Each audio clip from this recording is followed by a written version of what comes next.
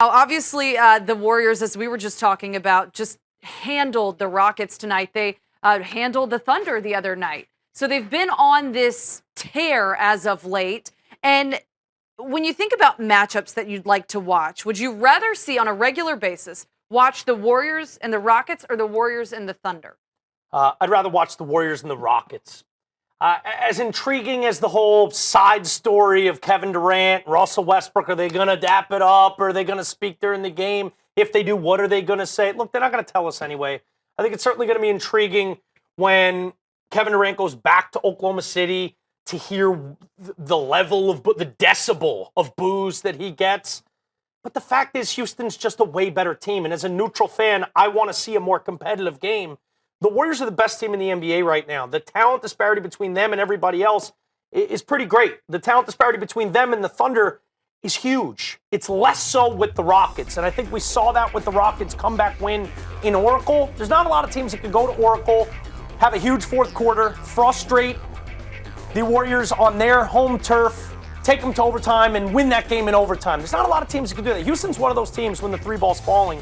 And I think with the level of play that James Harden has shown us all year, that's just a better, more competitive matchup. So, if we're going to fast forward to the playoffs and we have a potential best of 7, I'd just rather see the Houston Rockets take on the Warriors because I think it's just going to be a more competitive series. I like the side story of Russell versus Durant, but to me, that's a sweep.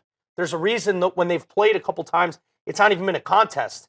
Houston is a much better team. I feel like the Spurs are getting lost in this discussion. Let's not forget that that's the Spurs, though. That's the Spurs. They're number 2. Yeah, they're not a headline Fly under the radar, team. absolutely. Play fundamental basketball. Let us talk about side stories of, did Russell and Durant do a little of this? What about Harden? Did he have a triple-double? How many threes did they take? How many threes did they make?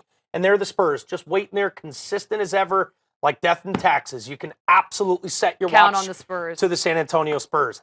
I would rather see the Spurs than any of those teams. All right. I think when you look at Pop and you look what he brings to the table, when you look at Kawhi Leonard, who I think is the best two-way player in the NBA right now, that is the most competitive matchup that you could put forth with the Warriors, is the Spurs. A little bit below that would be the Rockets. And then a good deal below that would be Russell Westbrook and the Thunder, who just don't have the talent to compete with teams like the Rockets, the Spurs, and certainly the Warriors. As far as making it past the Warriors, do you think the Spurs have what it takes?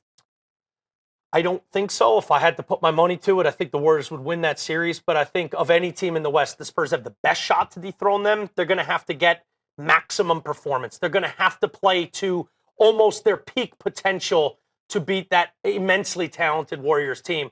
They've got the experience. They've got the veteran leadership to maybe attack that challenge with Pop at the helm and all the veterans they have on the roster.